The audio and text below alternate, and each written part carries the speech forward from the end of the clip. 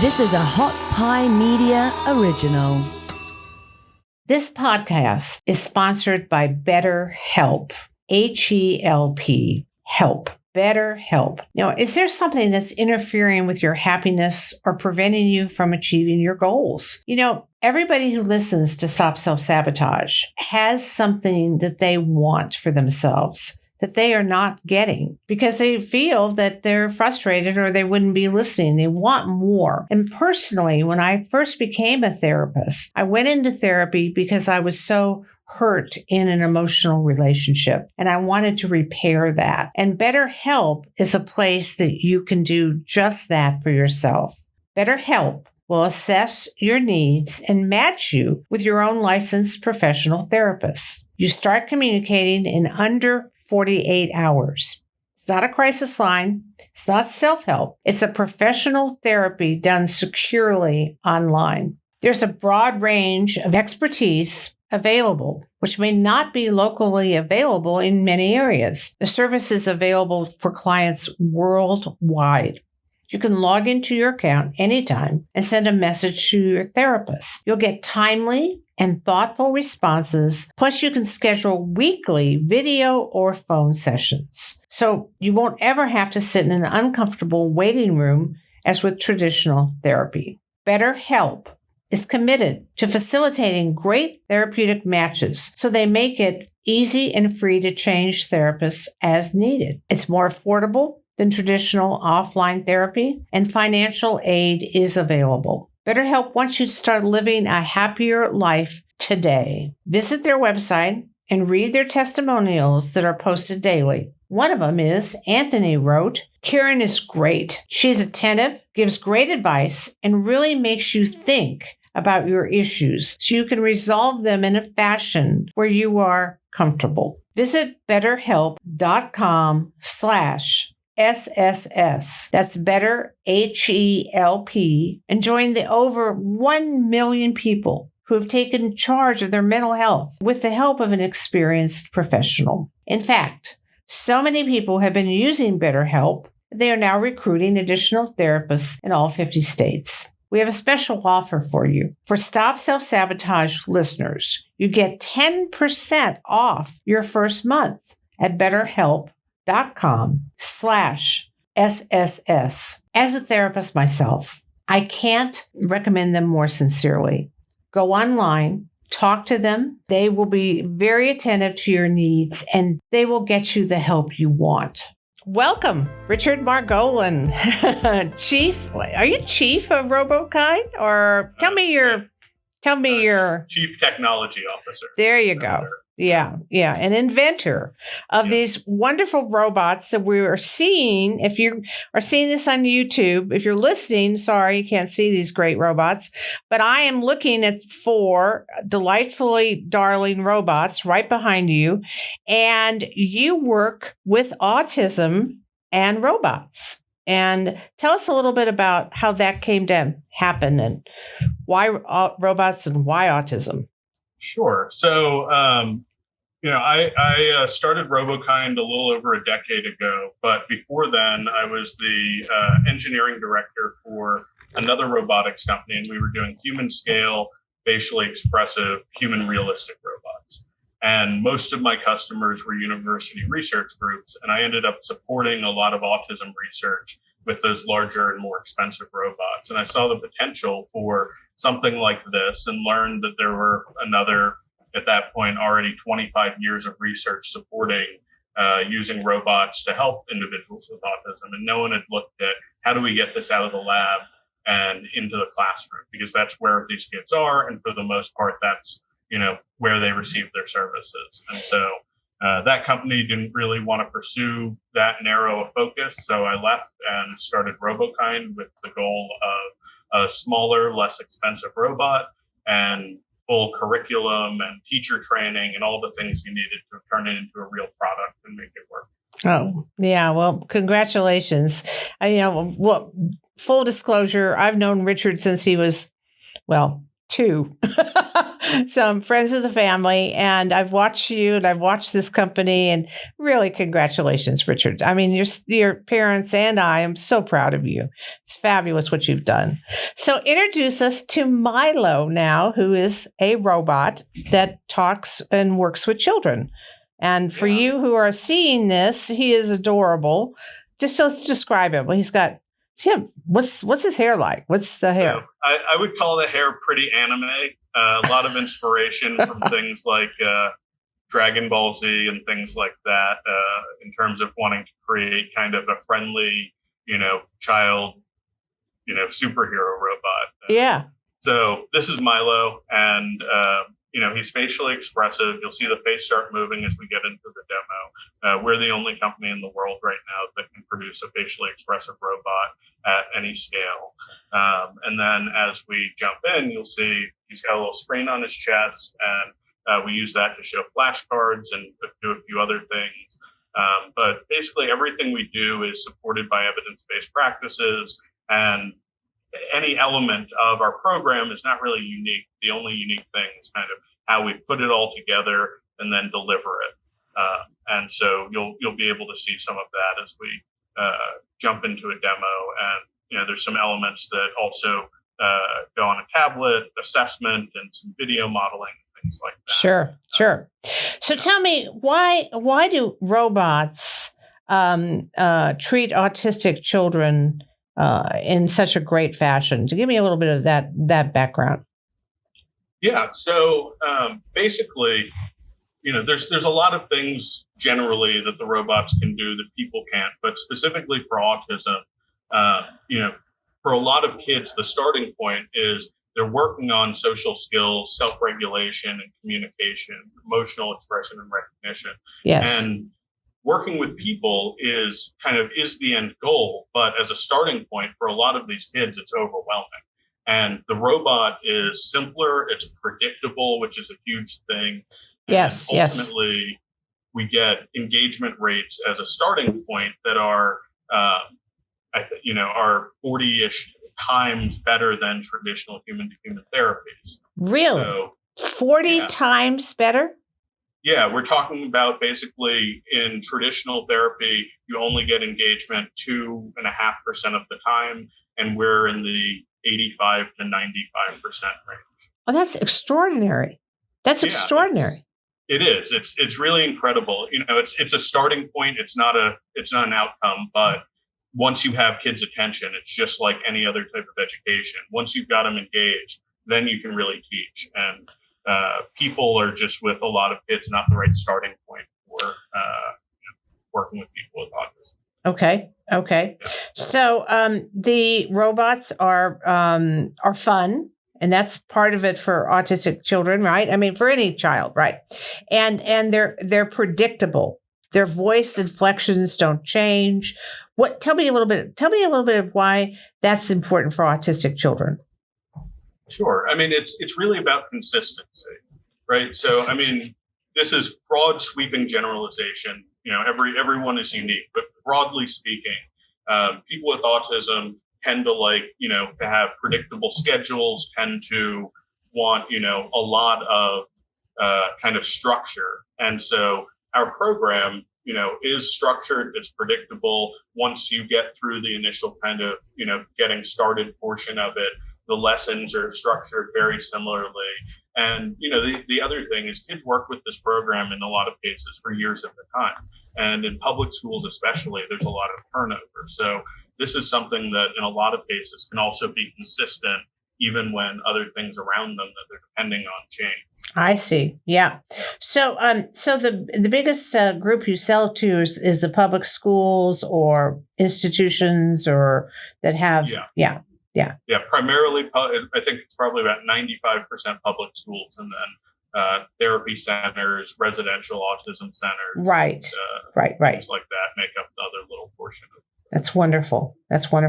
I bet all the other kids are jealous. They want to come in and see the robot. There is actually a really cool effect we've heard over and over again like that, where basically kids who aren't in these special ed classrooms are so interested and intrigued by the robot that they actually poke their head in and get, and it helps other kids make friends a little more easily. Isn't that great? So, yeah, secondary payoff.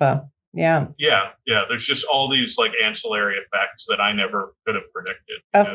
The reality is we created a lot of this from scratch and kind of put it together. And so much of it has worked beyond my wildest imagination in terms of the impact it's having and how well it works, how quickly it works, and how easy it is to use. Oh, I love that. Okay. So let's see Milo do his thing here for a minute. I'm intrigued. Intrigued. All right. Everybody look at this on YouTube. If you're listening to this, you need to go to YouTube and see Milo because he's adorable, as is Richard. Thank you. All right. Give me 1 sec. I've got to get the app back.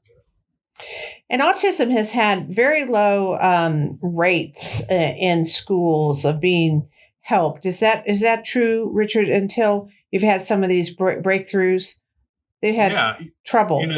The numbers around autism have just gone up dramatically in the past several years.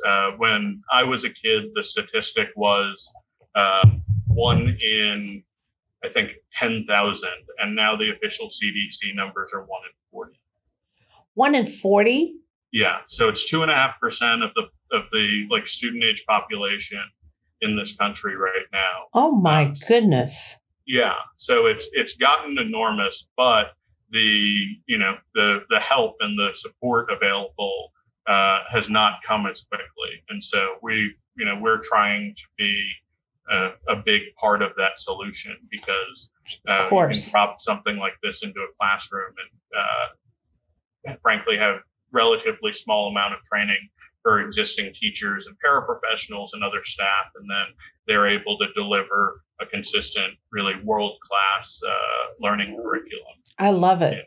I love that. Okay, so Milo, here we go. Yes, so let's do Milo. So we're going to do a kind of short and sweet lesson. It's part of our Calm Down tool set, and this is something that helps kids with meltdowns, which are, for those unfamiliar, can be pretty intense, look like tantrums, but are caused by some really systemic things related to autism, sensory overload, and things like that. So this is an intervention tool. And for this one, I'm going to do take a breath. So Milo's going to lead us through basically short and sweet kind of guided. Listen, I need this. We all need it. There's a lot there for all of us. There's a lot of meltdowns going on. All right, here we go.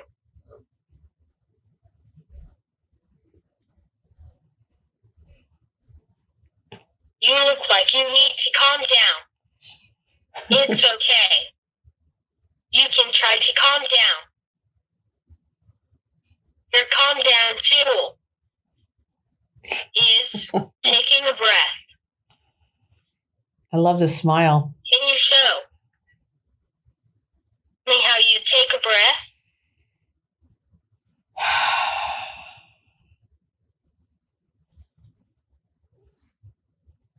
We can do it together. Will you take a breath with me? Ready?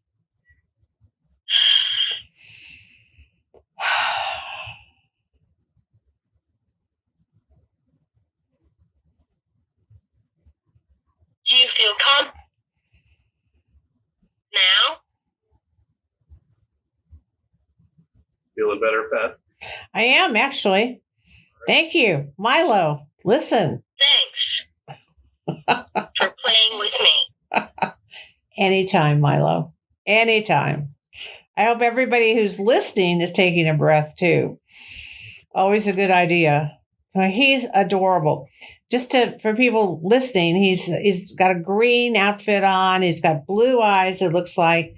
And what did you say the little thing in the middle of his chest is? So the little screen on his chest we're using to basically show flashcards in kind of perfect synchronization. So everything is visually reinforced as the robot speaks. And then in a lot of cases, the teachers use those flashcards in the classroom to kind of extend what they're doing. Ultimately, Milo is the flashy part of what we do. Yeah. Behind the 140 plus robot-led lessons, we have another 260 generalization activities. So for every activity, whether it's calm down or learning how to say hi, there's the next steps to start using it with people, because the outcome that's important is ultimately using these skills in the real world. Well, of course. And so let's say you're in a classroom and a kiddo is having a meltdown. So Milo could go off into a little corner with him and her and do this calm down repetitively until they get there. Yeah. One of the most amazing things I've seen was actually a local news story in New Orleans, I think right before the pandemic they had gotten going. And the teacher mentioned that one of the girls in the classroom started using one of these meltdown tools on her own without prompting only 8 days after they started using the program. And it basically learned to intervene in her own meltdowns without prompting or need for extra support. And I mean, that's incredible. So that's the autistic kiddo learned how to, on her own, use the meltdown. Yeah, from tool. Milo. Wow. Yeah. Yeah. Wow. Yeah. It was pretty incredible. That is just amazing anecdotes like that, where kids just learn really quickly. The other side of that is really cool is the kids who need just tremendous amounts of repetition that people can't do. So I know we had a kid last year who had been on the program for 3 years and had been just working on saying hi. And he had run the first intro level, how to say hi lesson almost 900 times before he got it. But wow, and he had teachers change throughout that and all kinds of other, change in the world around him. Right. And this stayed consistent and was able to do perfect repetition every time. That's what this kid needed. Oh, and just the reduction in stress level, I would think, of the teacher and of parents. I mean, can people buy these for their home as well? Not right now. We do have therapists that are using them where they will take them into the home. But we're working on, and I'm not going to put any kind of a timeline on this, but basically a virtual version. Home, that would be an iPad app. We released a virtual version for schools during the pandemic to support remote learning. Of course. Yeah. Wow. I'm sure parents, there's a lot of people listening who know someone with an autistic child, and a virtual learning Milo. How fabulous. On an app. How fabulous. Oh, congratulations. Yes. Okay. So why focus on creating technologies for people with special needs? What was your motivation there? I saw really through the research I was doing and learning the possibility for something like this to make a real impact. And the things I was working on at the time were really cool, but they weren't really kind of, here and now. It was all future looking, kind of 2050 goals. And I wanted to do something that could really help people today. And, I had learned a lot about autism and, a lot about kind of similar, conditions and things like that. And I saw the opportunity to basically do the cool robot stuff I was doing, but make a positive impact. And that was enough to really drive me to make the change and kind of spend, now over a decade focused just on this. Has it been a decade? My gosh, goodness. Yeah. Time goes fast. Yeah. Well, now I know you grew up in an entrepreneurial family. As we said, I know your family.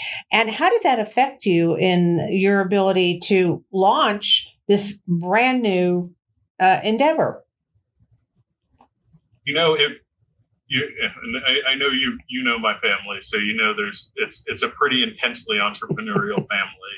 Yes. Everything is growing up is viewed to some extent in kind of business terms. The types of games we played were often basically the type of analysis that Accenture and big big consulting firms like that ask us questions during their interviews. Those were the type of questions I was being asked as a 6-year-old. I remember your dad giving you guys math problems when you'd go out to eat, and who could do the math problems quickest. Yeah. Yep, exactly. We had to do math problems before we were allowed to go to sleep as children for a period as well. My gosh. I had started a few companies. I think I started my first real company when I was 13 years old. Duct tape things. It was tape apparel, wallets, handbags, purses, things like that. And it did pretty well. And then some other, small companies, video production and, some software things with friends and all kinds of other stuff. And so for me, it's like any hobby I've ever had, I've been, has almost turned into a business just because that's the way I guess I approach life. Right. Right. Yeah. So, I mean, it's launching something just wasn't scary to me. It's nerve wracking. There's plenty of times I've been, nervous and, struggling and things like that. But the actual getting going just felt natural. I've got a suggestion. When you get nervous, go to Milo. Have him help you breathe. Exactly. Now I can. First I had to build them. And then you breathe. Yeah. Exactly. I got it. Yeah. Well, and you know this story well, but I have to throw it in here. I take complete credit for you being interested in robots. Because as Richard knows, Richard came over to my house when he was like 2 or 3, and I bought him what I thought was going to be a fabulous present. And take it from there, Richard. What happened? Well, it was a little walking dinosaur, and it walked, and then it would stop, and its eyes would light up, and it would roar, and I ran away screaming. I still have that, by the way. Oh my gosh! My parents moved and downsized and everything. We found it in a closet, and it is sitting proudly in my office at home. Oh, that's hilarious.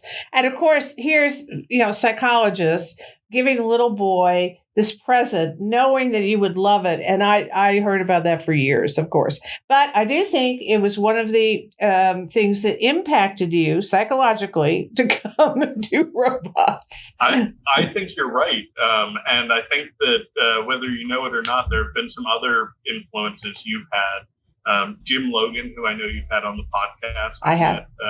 At your birthday party years and years ago. And I just remember sitting on a bus with him talking about nano robots and all kinds of other things. He was working on robots in space. And NASA, yeah. At NASA. And that made a huge impact on me as well. I was, I think, 14 at the time. And that is a discussion I had with him sitting in the back of a bus. We were all going somewhere as a group. And I, had an hour and a half with him. And I mean, the things we discussed were, long-term impactful on my thinking. I worked in a nanotech facility when I was younger and, a genetics facility, things like that. And it's wonderful.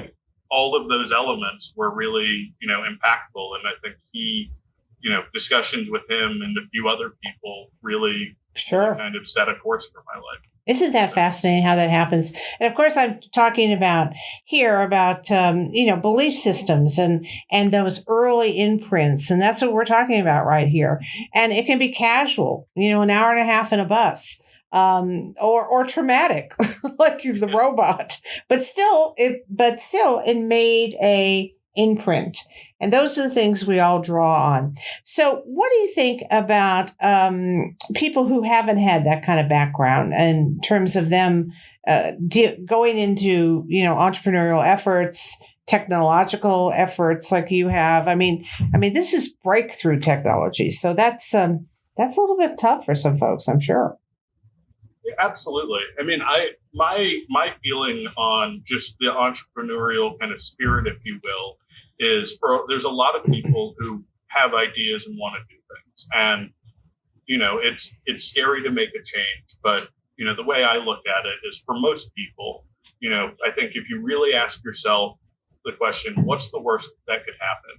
And you really think through, the worst case outcomes of starting your own thing. For Yeah. most people, you probably have a good support network of friends and family. Even if it doesn't work out, odds are good you're not going to end up, a pauper. You're not going to end up homeless on the street. And so if it's something you truly believe in that you think, is worthwhile, what's the worst that could happen? Worst case, you set you pause your career for a few years, even if it doesn't work out. And if it does, you're in a whole new world where, you're in control. And there is the whole idea that, you have a certain amount of extra freedom and things like that when you're an entrepreneur. That I would argue with. I think you have an extremely different set of responsibilities, but at least they're yours and you created them for yourself. That's right. Yeah. Or you can become Jeff Bezos, So, Sure. Yeah. I mean, the stories that people with tech startups are, in their basement and garage are legend. Okay, so what have you learned from some of the failures that you've had? Because, I mean, certainly in any kind of endeavor, you run into those, and maybe some of the ways that you've even self-sabotaged. What have you learned from that, and how can you apply that now? Yeah, I think I've learned a lot from a variety of failures, and big and small. There's some big ones here and there. I think being needing to kind of check in on people more, and frankly, honestly, this will sound negative, but it's really positive. Be a little less trusting, especially initially, whether it's employees or other kinds of relationships, where someone says they're going to do something and doesn't always follow through. I've had a few of those experiences where I trusted a little too much too long and should have intervened or cut the relationship sooner. Yeah. And that's a big one. It's tough. It's sometimes difficult conversations, and especially when I was earlier, like in my career, I avoided those conversations too much for too long. So that's a big one that I've worked on a lot personally, and I think I've gotten a lot better at. But besides that, I think it's moving quickly, making decisions relatively quickly. I always like to remind people when you're trying to do something, you're never going to have perfect information. And so sometimes you just have to make a decision and move forward, and not making a decision is a decision ultimately that usually doesn't get you anywhere and is worse than trying something else and it not working out. Yeah. Yeah. So proactivity and checking out who you're dealing with, maybe more than I'm assuming that assumption that they would do something and then they don't, and then you're let down. Yeah. Yep. So you spend a fair time on getting school districts to buy your product, buy your robots. And how do you overcome lobbying with people who maybe aren't as open-minded to this as you are, and overcoming their no's? What do you do about that? That's one that has been kind of fun and interesting to learn. I mean, to some extent, lobbying it's a very weird version of sales. And I am not a salesperson, but I've learned how to lobby at various levels. I've gotten bills passed in several states to fund pilots and studies and things. Nice. Like that. I didn't know that. Congratulations. Yeah. You mean you actually got politicians to do something? I did. That's amazing. There is it's finding your champion. I mean, that's really there's something like this that's new, that's innovative, that even if it has at this point almost a decade of track record, when it's new to someone else and it's outside of anything they've thought about before, you've got to kind of start from scratch. Sure, you do. Yeah. That can be finding someone, an elected official or a staffer who has a child themselves with autism, or family or friend or family friend, whatever. Everyone's impacted by it in some way or something else. And so it's finding those first people. And that's always the toughest. And then once you do working with them to build a coalition for support, things like that. And, at a school district level, that can be, a special ed director or assistant superintendent over special ed, or even sometimes a well-respected teacher or even IT person who just wants to be innovative. Wants to be part of it. Yeah. Yeah. So that's, it's weird and it's difficult, and it's funny. The first time I ever testified before like a Senate subcommittee, for instance, I was, sitting at the table with a prepared statement, shaking basically. Sure, of course. People in front of me staring down at me. And a week before, I had been in a pitch competition where I'd done a super high pressure pitch in front of 5,000 people, and that was smooth sailing. I was cool as ice, but it was really funny to me. You change the perspective, the dynamic in the environment, and you're like a babe learning to walk for the first time. Sure, of course. Even though you know that you're the expert. Yeah. Yep. Yeah, the intimidation factor, of course. Let me go back to something you said earlier that I found fascinating. That the CDC number of autistic children, 1 in 40 now. And do you have any idea why? Why is the autism rates gone out of the roof? I think there's several factors. I mean, some of it is a consolidation of things like Asperger's and other things into just broader autism spectrum disorder. A lot of it has to do with wider spread, more available just diagnosis and awareness. I think there are some legitimate environmental factors.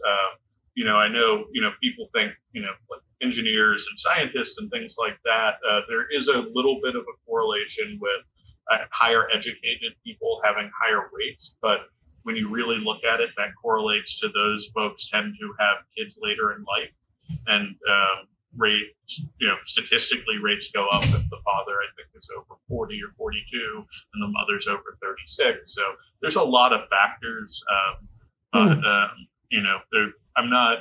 Some of them are known, a lot's still being investigated. But at the end of the day, my goal is those are kids who exist. We're not working on the medical side of it. We're working on making sure that we've got resources now that exist versus some of the, kind of pure research and things like that are somewhat controversial in the autistic communities. Yes. Yes. We want to help now. Good point. You're speaking to the existing kiddos who have autism and their parents. I mean, I have such great empathy for their parents as well. Okay, so we're gonna kind of bring it around here to end up. But can you tell us a few good stories? I love these stories about people who've worked with your robots, children, and kind of some of these nice breakthroughs they've had. Yeah, absolutely. One of the earliest ones, like literally before we'd officially launched the product, we were doing a formal study with University of Texas, and one of the kids in the program was using readings lesson, which I mentioned earlier. Yes. And he was 14 years old. His name was Cole, and he was largely nonverbal, minimally verbal. And 14. His second time through using the readings lesson, he went home and said hi to his parents for the first time. In 14 years? Yeah. The first time he said hi to his parents. Yeah. Oh gosh, I'm going to cry. Oh, jeez. Oh. And boy. And I actually met a therapist who had worked with him when he was 3 years old, and she had been working on readings with him then.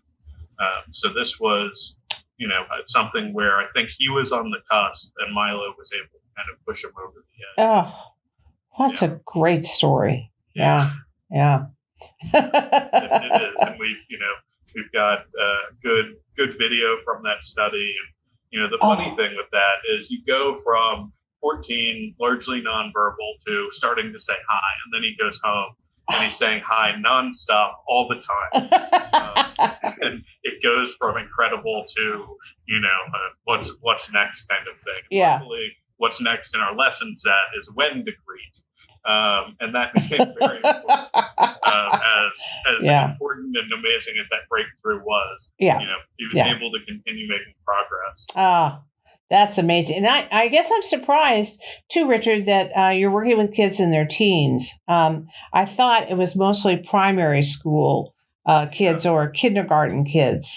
It is. I think probably about 80% of our kind of end users, the students we work with, are basically kindergarten through about 5th, 6th grade. Sure. And then we have more, a smaller number of middle school and high school using it.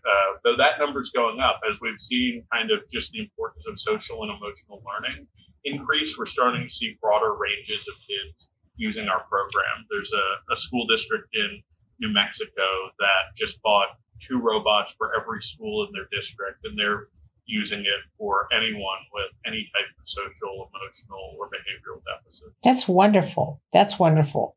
Okay, so everybody listening out there, if you know anybody in a school district, get on the phone, call them, and tell them to call to RoboKind, and it's RoboKind. Give us your, I don't know if you want the telephone number, but your website or however people could get hold of you, Richard. Yeah, easiest way is there's contact info and forms on our website, which is just robokind.com, RoboKind.com. Yeah. Or, any of the social media, you can message us through Twitter, Facebook, Instagram. Good. At RoboKind. And it's RoboKind, not RobotKind. I made that mistake. I was going to RobotKind, RoboKind. So everybody listen. Richard Margolin, you are a wonder, and I'm so glad that my traumatizing you turned into something wonderful. And thank you so much for being on the program, and appreciate it. And I enjoy seeing you. Nice to do it. Okay. Thank you. Thanks for listening. You can find more episodes and all of our other Hot Pie Media originals baked fresh daily at our home online at hotpiemedia.com, the Hot Pie Media YouTube channel, or wherever you listen to podcasts.